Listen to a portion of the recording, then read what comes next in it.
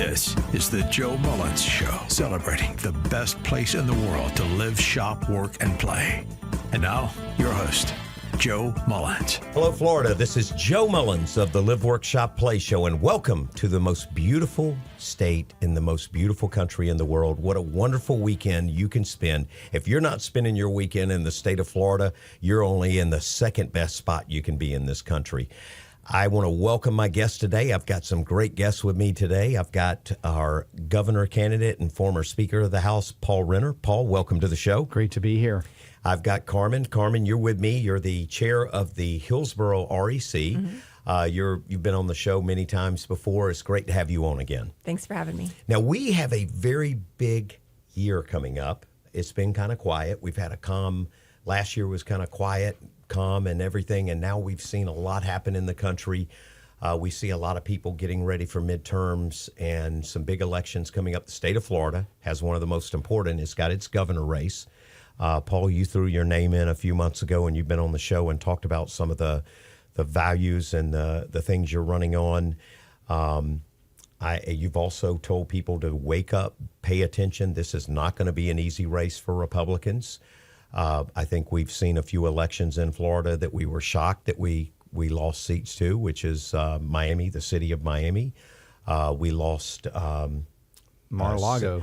We sure did. We lost Mar-a-Lago. Yeah. We lost Senate District 14. 14, yeah. We lost the Senate District Yep. here in Tampa that was a Republican. So we got to pay attention to these things. People are upset and they're concerned.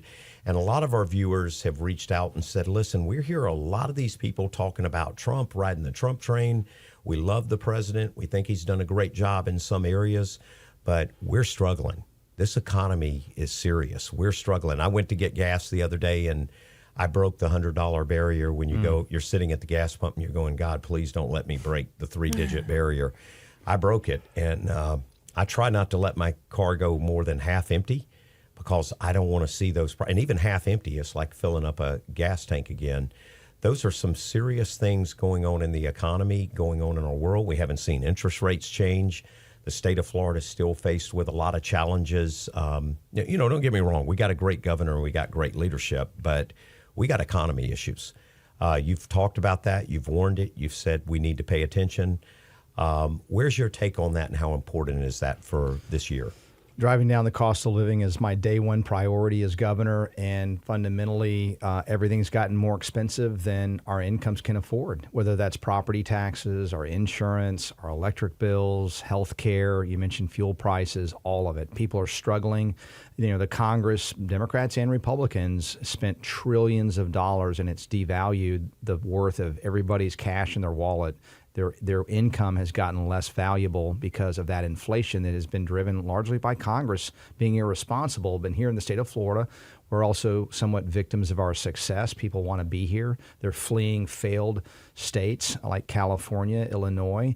And so that's driving up the cost of housing. So again, my first day on the job will be to move the needle and bring down those property taxes, cost of insurance, electric bills, et cetera. It's got to be our priority. And I think people are upset because they do not feel that at the national level and at the state level that the respective Congress and legislature have done all that they could do. Here in Tallahassee, they debated the pink flamingo as the state bird, but they didn't do anything to bring down the cost of living. And the governor's been talking about property tax relief for almost 2 years, and he can't put it on the ballot. There's not one thing on the ballot right now to save $1 in property taxes, and that's shameful. And so we have a property tax plan, and we'll implement that when I'm governor. We can talk about it, but the legislature needs to step up and do the people's business. You talk about the economy and the value of things and people struggling.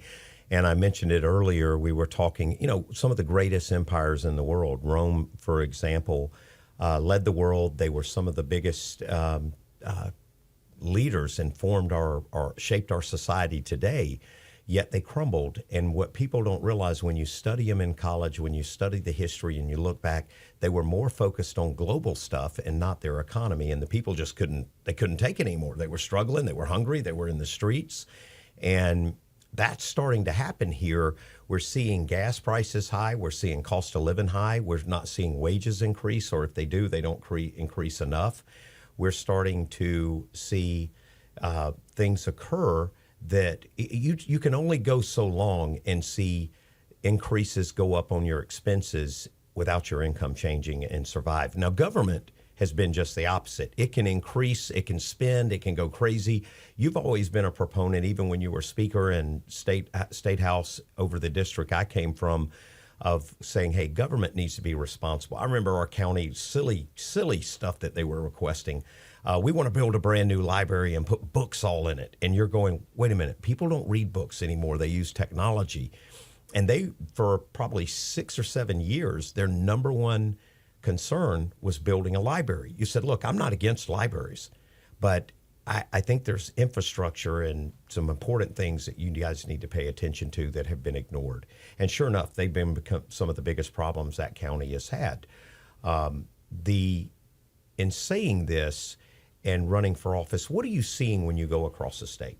Well, again, affordability is a concern, and part of that property tax plan is savings, not just at the local level, the state level, our universities, special districts, anywhere where taxpayer money is touched.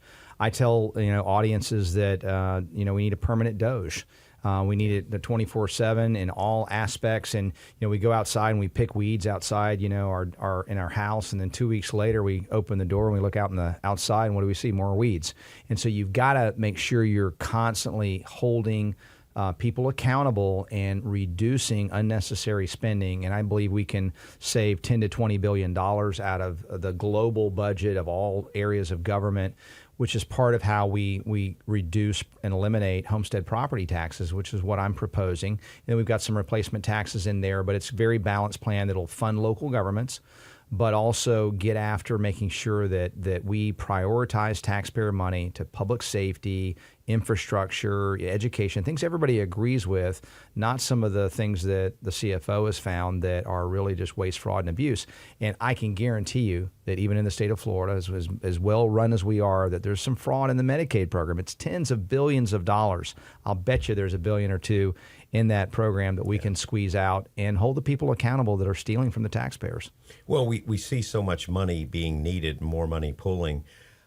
You wonder, and you hear about all these Doge things and these accountability things, but you really don't see where people have gotten the money back. You see them identify the problem. You say, hey, here's the issue. But at least there's awareness coming to it now. I think that's a big step in the right direction. I think the next step is to figure out and find, how do you get this money back to the people? How do you quit taking it from the people, the residents? Tourism. Let's talk about it for a minute. It's our number one driver in the state of Florida. I am hearing reports from all kind of resorts. Being a sports and entertainment agent, I'm headed to Formula One this weekend. We've seen some of these events. They're seeing a decline in tourism. They're seeing a decline of people coming to the state of Florida. Are you seeing that as you go around and speak to people and go around the state here and businesses say, hey, we're down, we're not spending the money we are? And I think a lot of that may have to do with the economy. The global price of gas is not helping it. Are you seeing that, and what plans as governor do you have if this is happening to deal with it? Well, again, it goes back to cost. If people can't meet their budget, they're not traveling to Florida, and that's a fundamental problem. And so, the Congress has to balance their budget. They have to get responsible. They have to stop eroding the American dollar. God forbid we lose our status as the world's reserve currency. The dollar is traded around the world, and that's so important. Not only people appreciate, if that goes away and it goes to crypto or some Chinese currency or what have you, we'll see our interest rates go up. We'll see a real pain point for a lot of Americans. We live off of a premium of having that reserve currency based on being the most responsible government in the world. And if we are, blowing dollars like we have been during the COVID and post-COVID era, it's going to catch up to us. And again, we have a total lack of accountability in Congress to do the right thing. Now, Carmen, you're in the field, you're in the trenches being chair of the REC here in Hillsborough. And thank you for that service, by the way. I know that's not an easy. No. We did a show with the chairman of the state of Florida, Evan Power, and we were talking about some of the dysfunctional RECs around the country, around the state. But they're all within the country. I go to Georgia, I go to South Carolina, I go to North Carolina. I hear the same things. You get a lot of people in there that have some really unique ideas, and you just kind of look at them and go, Have you heard has your ears heard what your mouth said? I don't know that that's smart. You're hearing things people are talking about. What are things they're screaming for and saying that they're concerned with this change of leadership and things that they think need to be focused on more? Well, first, I want to brag on my REC members because we have a lot of very passionate people, but I think the passion is driven in the right way. And we have great meetings every month. Anyone's welcome to come visit. So I feel like we've got some really great meetings. People are very passionate, but we keep it under control. So I'm proud of my members. But I think, a lot here in Florida, obviously there's the MAHA movement. We have a lot, especially because Florida, being the free state of Florida and Governor DeSantis really pushing the no vaccines and trying to line things up at a national level, like what's going on with the CDC and cleaning things up. That's a big movement here in Hillsborough. We have a lot of people following that. We went to the Board of County Commission to try to get fluoride removed out of the water. So that's big in our area. And then I think just affordability. We, obviously a lot of RECs have older members because they've got the time to volunteer and do stuff. And property tax is killing people, insurance rates, their electric bills. So I think affordability across the board is national, but here in Florida too. To Paul's point, a lot of people are moving here. It's driving up some costs. It's driving up, because people, they could sell their home to decrease that part of it and decrease utilities, but it's like, then where do you go? Because for what you sell your home, you can't go buy something smaller for the same price. Right. So I just think that those are things that are front and center is affordability, the MAHA movement, making sure we still have freedom. I know Parents' Bill of Rights has been really huge. People love the fact that they can take their dollars with them to go to a charter school, private school, co-ops, or keep them in public school. So I think people in Hillsborough really, really appreciate that because you see, unfortunately, public school size is decreasing, but we're seeing bigger increases in our charter schools and homeschooling and the co-ops. But I think parents really appreciate that because they have more control over how they educate their children, when they educate their children, and what they're educating them with, because that's still a problem. I know Governor DeSantis has done a lot to try to get things back to the basics. And we were talking about government and going on at the national level. And to me, I feel like it's kind of like school board. School boards have gone off the deep end and school systems and curriculum, and it's all this stuff that doesn't even matter. And we need to get back to the basics, reading, writing, and math. And I feel like we need to do that in all of our government systems too. Get back to the basics, listen to the people, govern for the people, by the people, and then just get back to what makes our country great with the economy, passing common sense law, and things that people really affect people. You were talking about schools, and I was shocked, just bringing something. My son informed me just a few days ago that they stopped teaching cursive again. Mm-hmm. And I'm sitting here going, what kind of message are we sending our kids? We start something, we stop something, we start something. One thing, we may not use checks anymore. We may not use forms of currency that we needed to sign anymore. But I cannot ever see us not get to a point where we don't sign our name. And my son looked at me when I asked him to sign this. He goes, "Dad, I don't know how to write cursive." And he sat in shock. Mm-hmm. And I sit there and think, what kind of mentality, mindset are we setting? Now, Speaker, you started talking about education. There are two things that Carmen mentioned that you've been a very big proponent: insurance. You led the fight against your own industry attorneys of fighting about insurance reform, legal reform, or right. Malpractice lawsuits and frivolous lawsuits. You led that charge against your own industry attorneys. That wasn't a popular thing in your field, but it was very popular and very good. It's what saved insurance with us, because had it not been stopped, I can't imagine where we were today. That was one. And then the other is education. How are you, as governor, going to deal with those two areas? Well, in insurance, we focused on consumers, and so you have these special interest of plaintiffs' lawyers who, they win a big jackpot lottery, and everybody pays in higher insurance premiums, and then the insurers that ought to do as good a job paying claims as they do taking premiums, but that's not always the case. And so holding both of them accountable and focusing on the interest of consumers. Again, we talk about Florida first in this campaign. That's putting Florida first. It's putting the consumers first, lowering their cost, holding the insurers accountable when the storm does come, that they're going to do the right thing. We've made huge progress. I just don't believe we're there yet. There's more to do. I have plans again on how to get that done. On education, let me just say a word when we talk about education more broadly about cursive that I think is an important point is as we move into AI and social media, it's stripping away a lot of our humanity. When you think about a handwritten letter, and I had these when I was in Desert Storm, you'd number them, and at the time I didn't have a wife, I had a girlfriend, but we'd number the back of the letters because the mail would get them out of order. You'd see number 9, then 13, and you'd have to kind of piece the story together. But it's such a human thing. It's such a poignant human exercise to send a personally handwritten note. I try to do that with all the people that contribute to the campaign. It's something that's very human, and I don't know how else to say it, that we don't want to lose. Nobody's going to compile, like I think Tom Brokaw maybe compiled letters from World War II veterans back to their loved ones that are so touching and so moving. Are we going to have 50 years from now, here's text messages from the front, or email messages? It's just not the same thing. And so I agree with you. We can't stop using our signature. It's your signature is different, and your handwriting is different than mine, than Carmen's. That makes us unique and human, right? And so we don't want to lose that. And I just want to make that point. On education, we want a world-class education for everybody. And I champion universal school choice. It's about making sure that every business we know has an entrance and an exit. And if you do a great job, people hit the entrance. If you do a bad job, people hit the exits. And so choice makes everybody level up, as they say, and compete and do better to make sure that people hit the entrance. And if we have great public schools, I'm all for that. That's fantastic. But they have to compete now with other schools and other options that parents have. That's a good thing. That means everybody has to do a better job.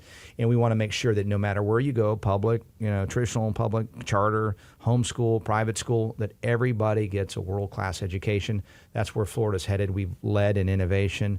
And the other thing about choice that's important is it allows you to send your children somewhere where what you teach them at home is not mocked 5 days a week in the classroom. And you can, if you're a Christian like I am, I can send my kids to a Christian school where they're learning the Bible, they're learning things that I think are important for their upbringing, and it's aligned with where my wife and I are in raising our children at home. And parents are the primary ones responsible for the raising and education of children, period, full stop. I'm very supportive of parental rights and continuing to advance that when I'm governor, and protecting parents to make sure they're involved in the health decision, mental health decisions, these things that are happening sometimes in schools where we're going to change the kid's name and they want to be a girl, not a boy, and all this stuff is like, it's crazy. And you can't cut parents out of that scenario. And so, and you mentioned the AI Bill of Rights. I want to talk about that here in a little bit as well. Yeah, you know what I love about it, Paul? You've been battle tested. You have gone through some of the biggest attacks, and as governor,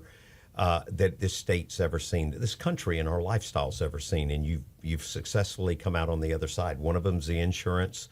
One of them's the children, taking rights away, making them really just totally destroying our schools and our kids' futures by teaching them that they're okay if they want to change their gender at 5 years old.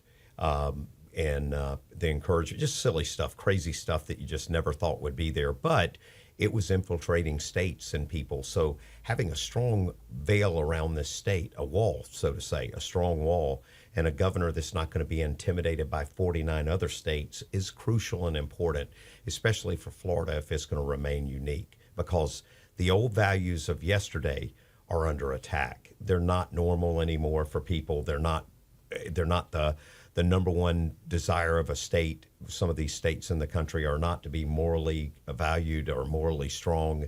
It's just to be the opposite. So having someone in that realm with your experience is big, because you have battle tested. I'll give you that. I've watched you. I've seen it. Speaking of things coming into the state, AI centers, artificial intelligent data centers, I'm hearing so much about them. As a listener, most of my listeners probably are, I don't understand a lot. I said, oh, God, it's bringing jobs, it's bringing money, it's bringing things to the economy. Then I'm told, no, it's not. It's not jobs. It's like a locust coming into a community, sucking it of its energy and draining it. What is an AI center, and why should there be concerns about some regulations and concerns about? Well, they're the most massive structures and the biggest draws, demanders of power and water that you've ever imagined. There's one in Louisiana that draws more power than the entire city of New Orleans. One AI data center, these hyperscale data centers. And so it's not your, cloud storage kind of data center. These are like small potatoes in comparison. And you're talking about the power demands of a city of 700, 800, 900,000 people. Who pays for that? Well, if you're on our grid, we pay for it, and that's the problem. And they can write a bill that says we're going to pass that along to those people, but at the end of the day, it will be passed along to us. Everywhere they've been tried, they are driving up electric costs. We've talked about affordability and all the things that as governor, I'm going to start working on day one to bring those costs down. The last thing we need in Florida is something that's going to dramatically increase prices when it comes to electric rates. And the other area is water. We're in a severe historic drought right now, and we do not need these facilities that use massive amounts of groundwater. And you can say, well, there's a way to use reuse or this or that. But they can use up to 5 million gallons a day of groundwater. Think about a big pipe into our aquifers, sucking it dry. And so it's a huge mistake for the state of Florida to have those data centers here where they've been tried in other states. They're not going well. There's a visceral reaction to them.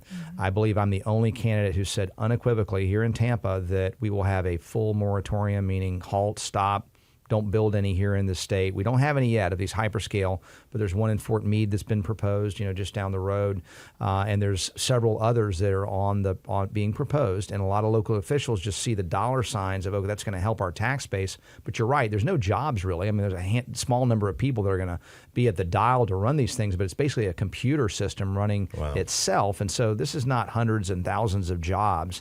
And so we have to make sure we're taking care of the people that are going to be affected by this. I hear that, and Augusta, Georgia, where I'm from, has 2 data centers in the outside area, and they're throwing a fit, and I've heard some negative things, and people are concerned about the drain. It is a quick dollar. It's almost like going to Vegas and making some quick money. It's only going to last so long before reality sets in, and you realize there's a bigger price to pay. We've seen counties and cities fight about the potable water, reusing water, sewer to tap.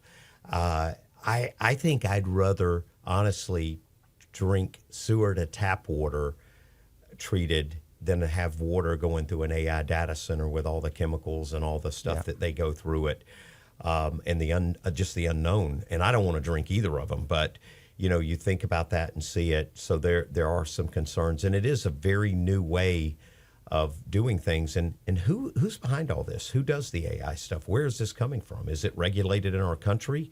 Or is this other countries? You always fear China, when you hear that, when you hear technology. Where's it coming from?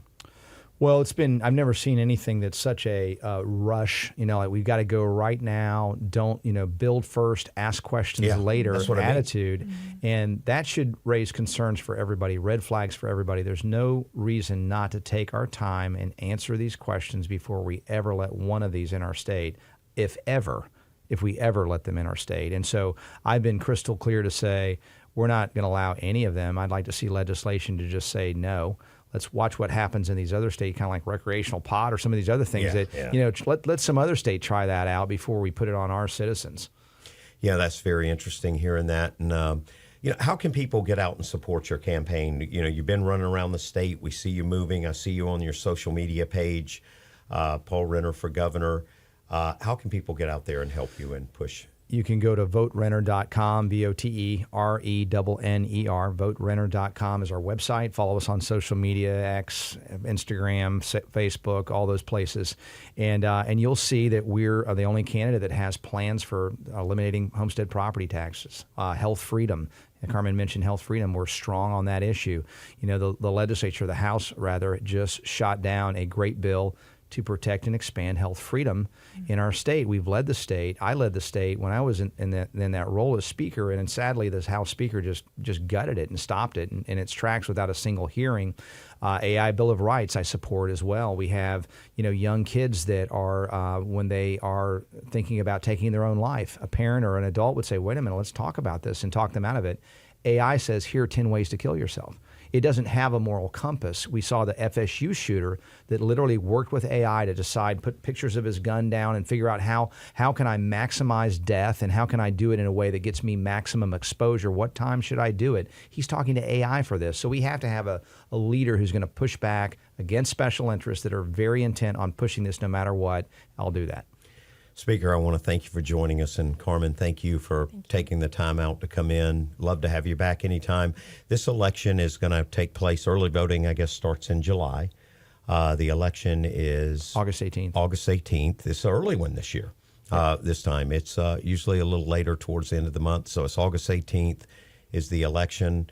It's right around the corner. The thing I think we need to be most concerned about is making sure we saw an opponent in the national election that outraised the Republican president candidate 3-1, if not more, lose. We don't need to play around. Money doesn't dictate a good candidate. It just means they've figured out how to tap into money and probably selling their souls, honestly, what you see. But having a person fighting for our values, our economy, it's important. And having the right candidate run against the Democratic candidate, because if you don't have the right person, I don't want to see Florida happen. What happened in Miami happen in the state of Florida. And last election, prior to when we had a change completely over from governor, we almost lost that seat. People need to wake up and see that. I know that we publicize we're 5,000 or 100,000 more Republicans than Democrats, but Miami and Hillsborough and Palm Beach, heavy Republican areas, lost those seats because they didn't get out and vote. It's very important. And listening to what the candidate says is very important. And I want to thank you for coming in and sharing with our listeners your values and your morals. I've always known them, and I love hearing them, and I've always felt comfortable with you. And I think it's very important. And thank you for running and taking the time. Absolutely. Guys, the election's coming up soon. We want to make sure that we get out there and vote, and having candidates and elected officials that will fight for our freedom. Florida is one of 49 states. It held America together a few years ago. We still need to do that. The battle is not from beyond, it's from within. We need to make sure we take care of it ourselves from within and have the right people running this state, running these counties, and running these communities, these cities. Having leaders that are there for you, not for themselves or not for special interest groups. Thank you. Have a great weekend. And remember, Florida is the greatest place to live, work, shop, and play. Listen to us on YouTube, The Joe Mullins Show, Instagram, and many other social medias. The Joe Mullins Show, this show and any others you can listen to. Have a great weekend. You've been listening to The Joe Mullins Show. Find out more and engage with Joe by visiting the website, themullinscompanies.com.